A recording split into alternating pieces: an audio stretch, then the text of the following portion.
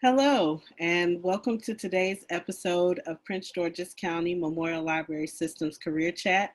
I'm Shannon Crooks, and I'm a librarian 3 at the Hillcrest Heights branch.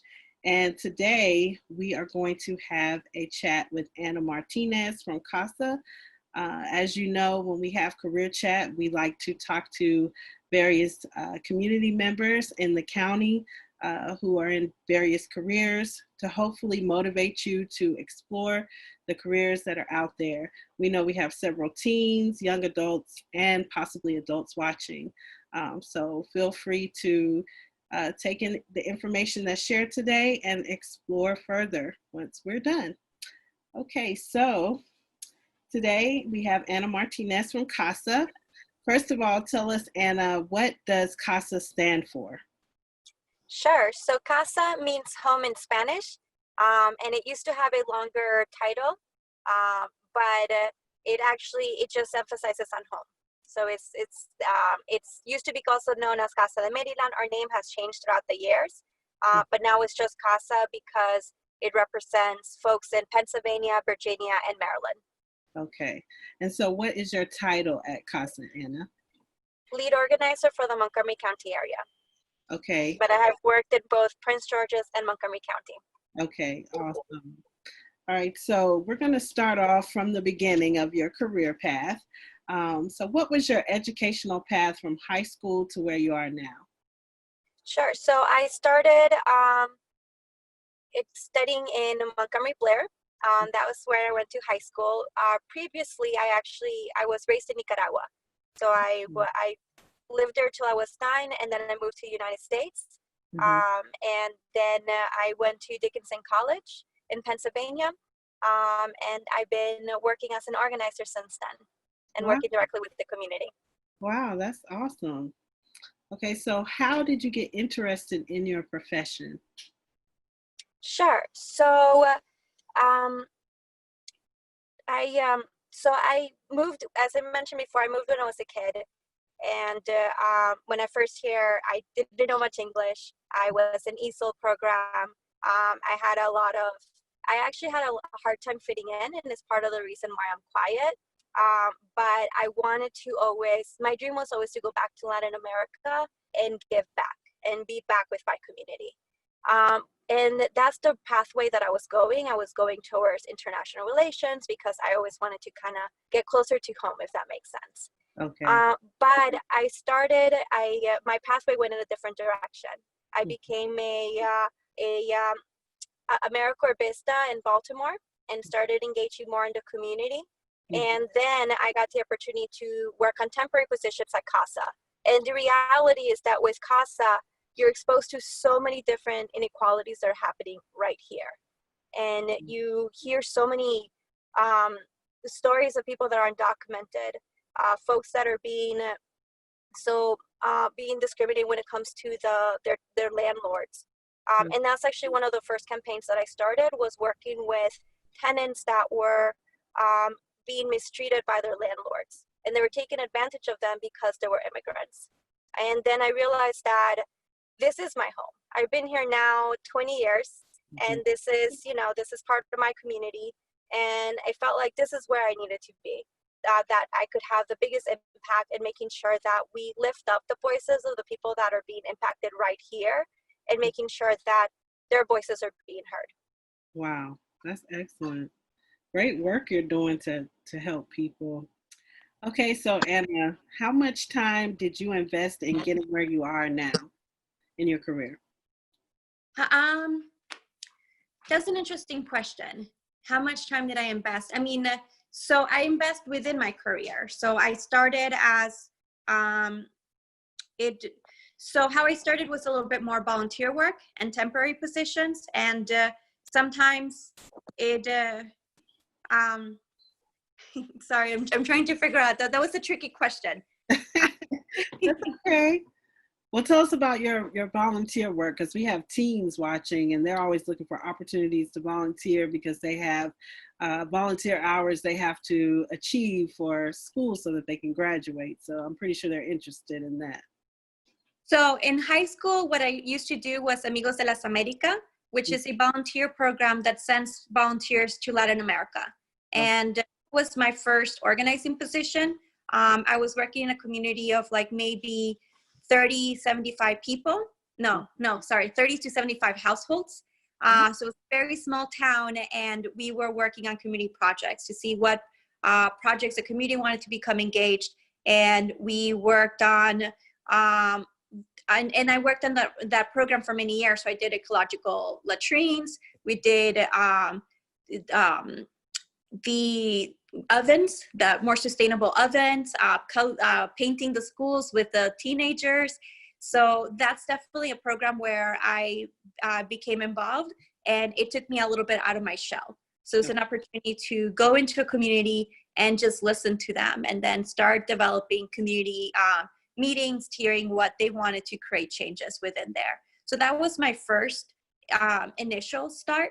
And then I continued to, when I started with Casa, I started as a temporary position working with the voter registration. But just one thing led to another. And it's just really, when it comes to working with the community, it's about just having the desire, having the opportunity to listen, and really try to make sure that their voices are heard. Because a lot of times, I think all of us feel that way, that our particular situation, we don't feel heard. And we feel like that people don't understand us. Right. And helping people make that connection, that if you're having that situation, it's very likely someone else is having that similar situation. And how can we come together to start creating solutions, and that we can work towards a problem? Right. So at Casa, do you have volunteer opportunities for people in the community right now, maybe teens that want to volunteer? Yes, of course. We have various opportunities. We have youth committees in Prince George's and in Montgomery County area. There's definitely a lot of volunteer opportunities. We also, in the Prince George's areas, we have Mi Espacio, which helps with homework, and they do activities together. But we want to make sure that, I think our volunteers sometimes is a little bit different, because, for example, we would need help volunteers like maybe doing outreach or phone calls regarding various issues, such as the tenants issues, so what's happening with immigration. And it's also an opportunity to listen, to learn from the community directly, and also understand how you're connected to these particular situations. Right. So learning about yourself at the same time, working with the community hand in hand to make some changes. So if a teen wanted to volunteer, is there a particular age that they have to be, or any particular requirements they have to meet to volunteer? If they volunteer, if they're high school students, they would need the school forms to make sure that they're being filled out. And there are, I think the best way when it comes to young people would be through Mi Espacio, because they already have that set program, and that would be the best connection that we can connect to. Okay, awesome. Next question is, what kind of obstacles did you face in your pursuit of your profession? I think that my obstacle sometimes is a little different. I mean, the thing about organizing, I did go through college, but it doesn't look at education level, because at the end of the day, you have to be humble, and you're working with community members that are at different levels. So I think that when it comes to the education, anybody can join, right? The main thing is that you have a heart, and that you care, and that you want to make a difference. But it's always, I encourage to get the education, because that always helps you, and it will help you to advance. It helped me become a manager. It helped me explore different perspective, or jump from different positions throughout the organization.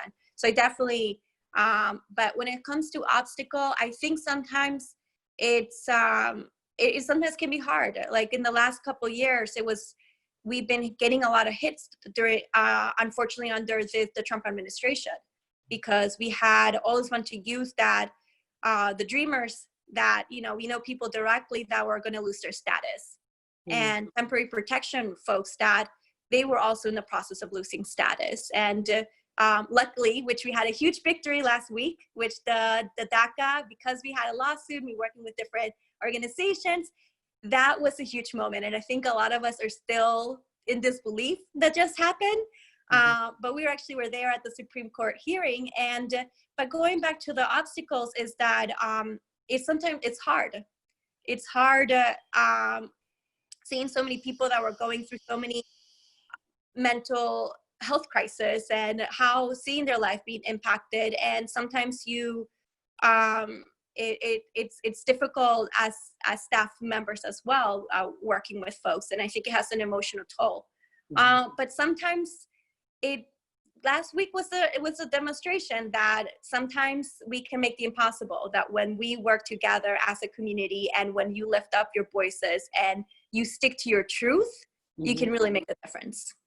So explain to some of our viewers who may not know what DACA is. Can you explain a little bit more about what it is? Sure. So DACA was a program that passed during the Obama administration, allowing youth that have come here as children to be able to get work permits and be able to go to school. So that was an amazing program that goes through crazy background checks, and it's folks that, they've been working hard. What happened during the Trump administration that he canceled this program. So I had folks that were having their first panic attacks, and it was really painful to see. It's just like, because as young people, as I mentioned before, I'm an immigrant, and I have status, but it's not fair. I have friends that came at the exact same age that been here the same amount of time, and it's not fair that their future was cut. And it's not fair. It shouldn't be allowed. So the last 3 years been painful because we were really close to losing this entire program, and that's about 800,000 people. And then the temporary protection program holds about 300,000 people from various countries, including Haiti, from Honduras, El Salvador. El Salvador is the biggest amount. It's about 200,000 just from El Salvador. These are people that lived here for 20 years, that have their businesses, that are, it's really unfair that they were attacking us, not because they had done anything, but simply because of racism. And we have to fight back when we have those kind of situations. Wow, thanks for educating us on that. Hopefully we can move towards helping people, and Casa can help people in those situations. What advice do you have for someone wanting to do some of the things that you do at Casa? So I think Casa, it's our learning school. So you're more than welcome to join. I'm always been quiet, but I sometimes push myself out there, and sometimes I even have to speak in different events and things like that, because this is important. So I think that if my best advice is always be true to yourself, figure out what you care about. Is it the environment? Is it focusing on gender equality or the racial aspect of it? Like, what are the things that you think that you want to see a change? And then once you figure that out, start creating the steps to get there. So it's like, this is the problem. What am I going to do to get there? Am I going to create a petition? Are we going to have to fight for policy? Are we going to have to create a protest? And that's what organizers do, is that we look at the problem, and then we look at all the various steps that we have to get there. Like at the Dreamers, right? We have to make sure that their voices are heard, that we change the media narrative, that we create a lawsuit that we push forward, that we create the rallies component, and is various steps to get to the point where we are. So I think that's my main recommendation, is always be true to yourself and figure out what you care about, and try to figure out what steps you need to do to get there. And that's what we're here. We're here to prep you to share your personal stories. And that's actually the most important part to creating change, is sharing your own personal story. It's really amazing that's honestly, in all of our campaigns, that's what makes the difference. It's not the politicians. It's not, it's not like the staff people. It's not me. is when our community member says, this is my truth, this is what's happened, and this is what needs to be changed. Right. Okay. So where else have you worked? I think you spoke a little bit about this earlier, but where have you worked within the industry besides Casa? Yeah, so I mentioned before, I was an AmeriCorps Vista Mm-hmm. in Baltimore. I also work with Amigos in different, overseeing different volunteer programs in Mexico and in Paraguay. And then I've been at Casa now for about 8 years and in varied positions. So I've done the voter registration component. I've done tenant organizing in the Langley Park area with the tenants on immigration, on gender, now I'm the lead organizer for the entire Montgomery County area. And I also been the director of Casa in Action in Pennsylvania, making sure that we increase voter turnout of the Latino and African American community, and that we make a difference. Okay. All right. You've done a lot with Casa. Can you compare and contrast the different jobs you've had? You talked a little bit about it, but give us a little bit more detail. A lot of them, well, I've been at one organization for the most part. A lot of them are similar. All of them have the component of organizing, and at Casa it's a little bit different because we also have our, let me see, sometimes we're a little bit more, we look at the bigger picture. And we have our sister organization. I'm part of two organizations, which is with Casa in Action and Casa. And what that means is that our Casa in Action can also do a little bit of push when it comes to the political aspect of it. And that also helps. So that makes sure that not only are we pushing for policy, but that we're pushing for candidates that can really make a difference within our community. So I think that's and we are a little bit more, we do rallies, and we do a little bit, our push a little bit more further. And honestly, it allows us to accomplish a lot more. Okay. So how has COVID changed the face of what you do at Casa? So that's definitely drastically changed. The good thing about Casa is that we tend to change depending on the demand of our community. So that means that all of our centers closed, but we were still working. And unfortunately, our hotlines are filled with folks that do not have enough for food, that do not have enough for the rent, and a lot of folks that did not have insurance but needed to be tested for COVID. So we definitely been trying to push the resources that are out there. And we also been so in the service component, we started distributing food. So around Montgomery County and PG in Prince George's, we distributed about 1,500 food on a weekly basis to families. And that's based on volunteers that have been helping us do a zero contact delivery. We've also fundraised money for people that do not qualify for the stimulus packet. So we've been able to, just in this, hundreds and hundreds of families have been able to receive some funds, which has been pretty amazing, honestly, especially because there's so many doors that are closing. And at the same time, we're working with community members to fight for policies. So in the Montgomery County area, we were able to fight for rent stabilization to 2.6, which is something that in another situation would have been unheard of. We were also able to push for funding for food and funding for more folks that did not qualify for the stimulus packet. And honestly, we've been working, I know Montgomery County better, but the reality is that we've been doing that in every single county, Baltimore, Prince George's, and then working collectively at the state level, making sure that we're fighting for criminal justice, that they're not arresting a lot of people during COVID, that they are releasing people from the jails, that we are fighting for more housing situations. The reality is that we're about to hit a housing crisis. A lot of people are behind on their rents, and we need to fight policies to make sure that we extend the evictions, that there's more funding for folks that cannot afford right now, that there's more opportunities for managers to negotiate with the tenants. But so it's a mixture. What we do right now is the service component, making sure that people have their basic necessities. And then at the same time, allowing our members to be part of the solution and fighting for policies that will impact a lot more members. And that's been the amazing part. We had a member today that just spoke with the Hogan office, which they did not want to meet with us, but we've been putting pressure to make sure that our members' voices are being heard regarding the rental crisis.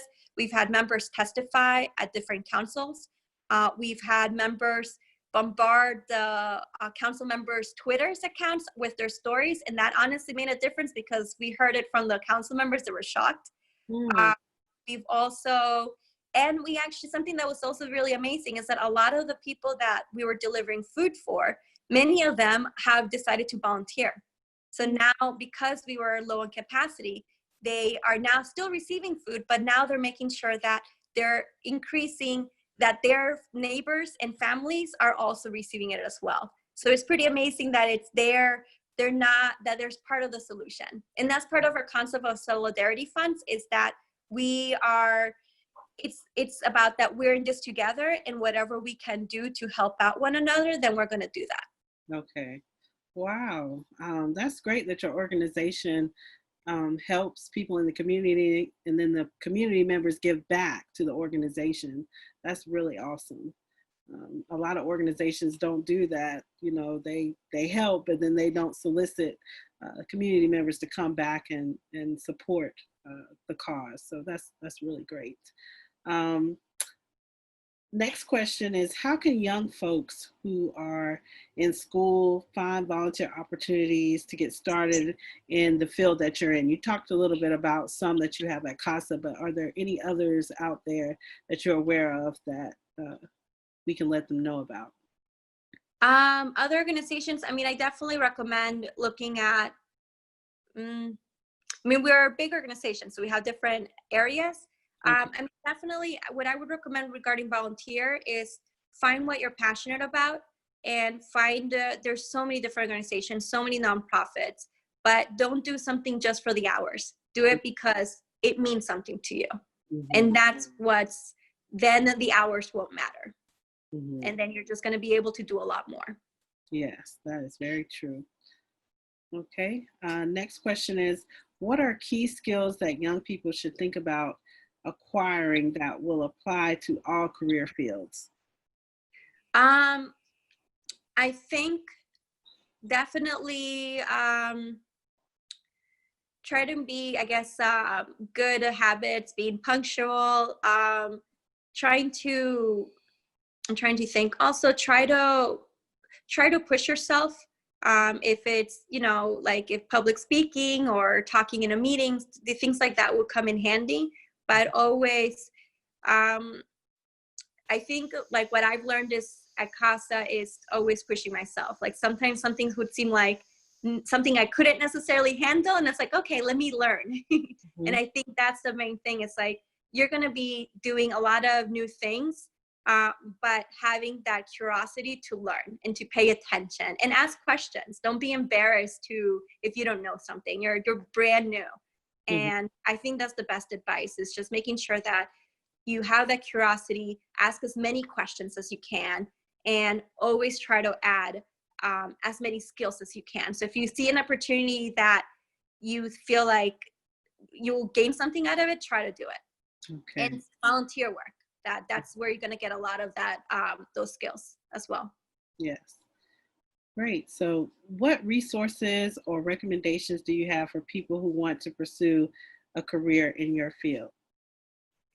So I think resources, I mean, there's always the AmeriCorps Vistas, which is a program that it's similar to the Peace Corps, but it's here in the US. So that's an opportunity. But I'm trying to think of other, I mean, you can always engage with one of the organizers, and we can see if we can connect you to, we can connect you to different campaigns or different activities. I'm trying to think of other, I mean, definitely always the school counselors. I'm not sure. I'm trying to think, sorry.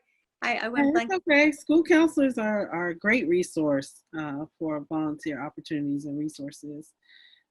Yes. Are there any websites maybe that students can explore, or books, or anything that they can use to learn more about what you do at Casa with organizing?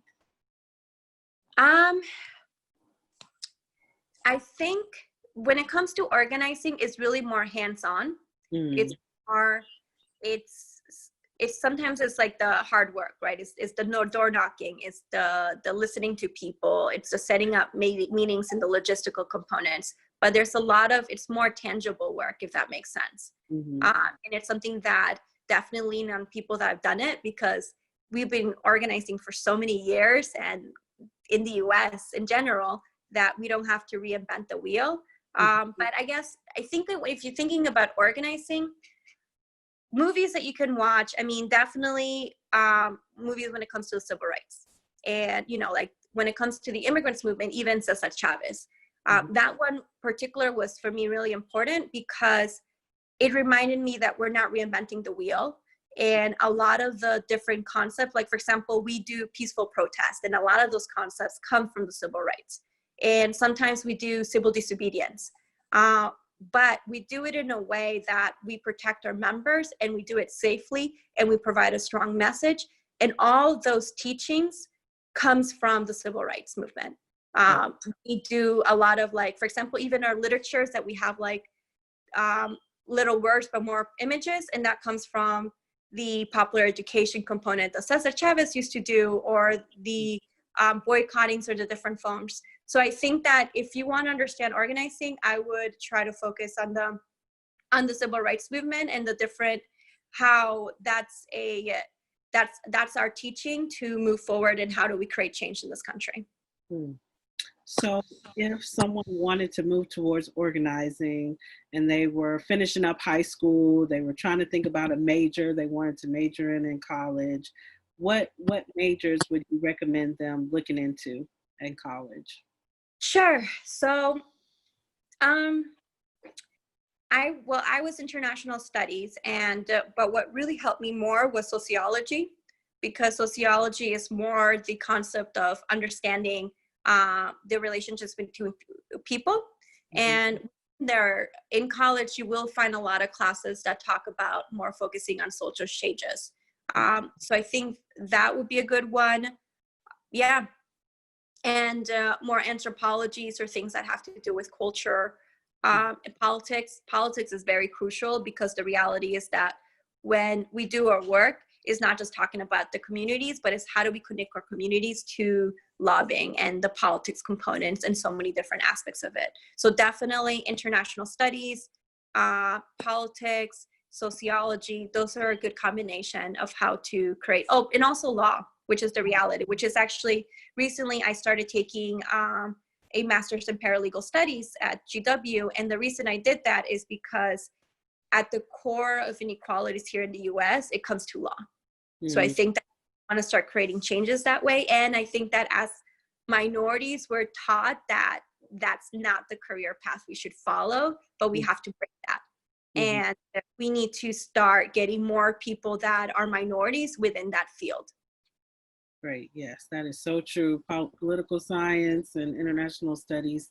Yes, we do need more minorities going towards those fields. So thank you for that. Next question is, do you enjoy what you do now? I hear your passion, you know, in speaking about working at Casa, but tell us about, I guess, some of the things that have happened in your career that you're super proud of, or any moments that you had that were eye-opening. I'm pretty sure some of our viewers would like to hear about those as well. As I mentioned prior, sometimes it could be emotionally exhausting. Like, for example, during COVID, it was painful to hear the amount of pain that people were going through right now, and getting the calls of people that were that needed to be tested. But I think sometimes you have those moments where you make the possible. I say it's like when we make the impossible possible. And like the Daca situation was one of those, where there's so much bad things happening right now, but we were able to pass that component. Or passing rent stabilization in Montgomery County, which, you know, folks would have said that we were crazy a year ago or 2 years ago, and that we were able to pass it so quickly. So there's moments like that where it's just a reminder that when you really you work together, you can make a difference. And I mean, we've had a lot of moments like that. We passed the minimum wage here in Montgomery County, and then in the entire state to $15 an hour. Once again, 5 years ago, people would have said that's not possible. Our team in Virginia, they were able to push the make Virginia more, and sorry, I'm including a little bit the politics, but they were able to make it blue, which was also a miracle, and they increased the representation within the state reps. So we had our first Latina immigrant, we had our first, I think it was the first Asian immigrant, we had our first transgender representative, and that was the first one in the first transgender nationwide. So there was a lot of things that were pretty impressive in a very conservative state. And people say, it's like, how did that happen? It's like, it happened because a lot of work. It happened because of a lot of door knocking and a lot of phone banking and a lot of the things that might seem tedious that really make the difference. So when you say door knocking and phone calls, what does that exactly look like? When you're going door to door, what are you saying to some people when you're speaking with them? It depends if it's regarding a particular campaign or if it's for voter registration or for elections. All of them have a different way. The organizing way is sometimes trying to get to know folks.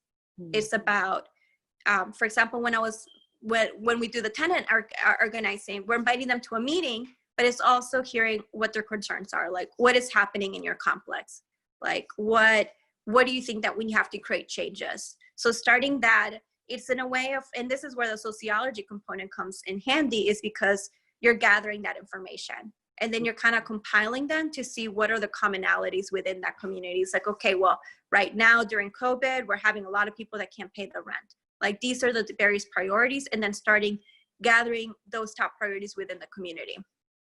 So it changes depending on the different action. So once you gather all the information with regard to community concerns or needs, then what do you do with that information? Well, if you were, for example, if it was tenant organizing, then you would set up a meeting. Okay. And then follow-up calls, making sure they attend, that you have volunteers helping you with the agenda, that you make it participatory so people feel like their voices are being included, and that you always create what is the next step. Like what action or what are people agreeing to continue? Do they agree to call someone else? Do they agree to what steps to make sure that they continue within that particular movement? Oh, okay.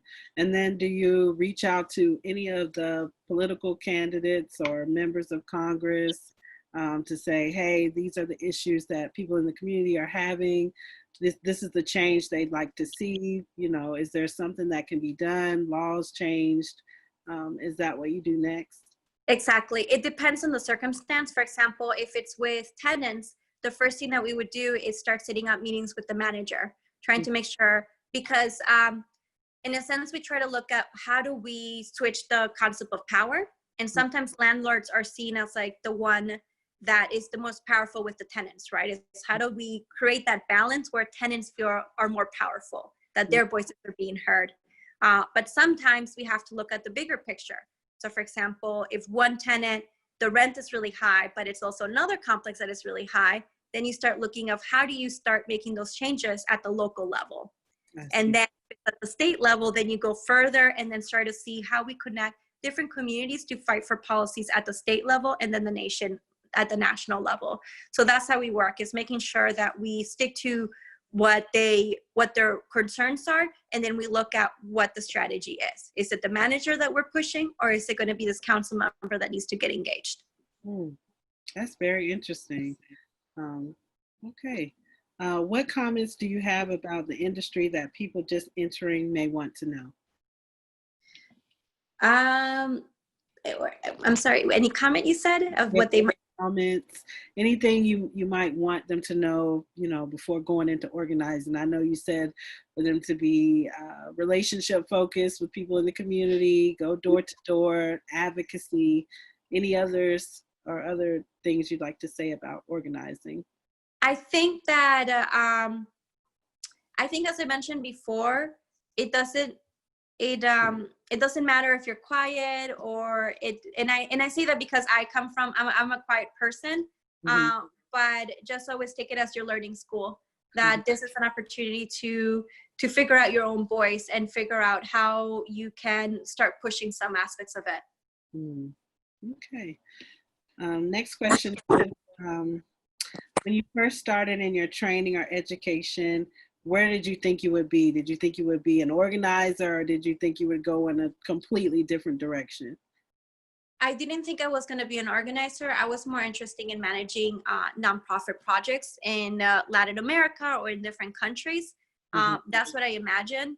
But the reality is that I don't want to go somewhere else as a foreigner when there's so much that we can do right here.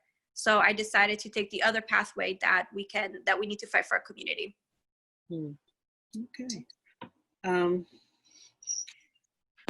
Last question is, what are some resources that the library offers folks who are new to the job market, are changing careers, or looking for new work during COVID-19?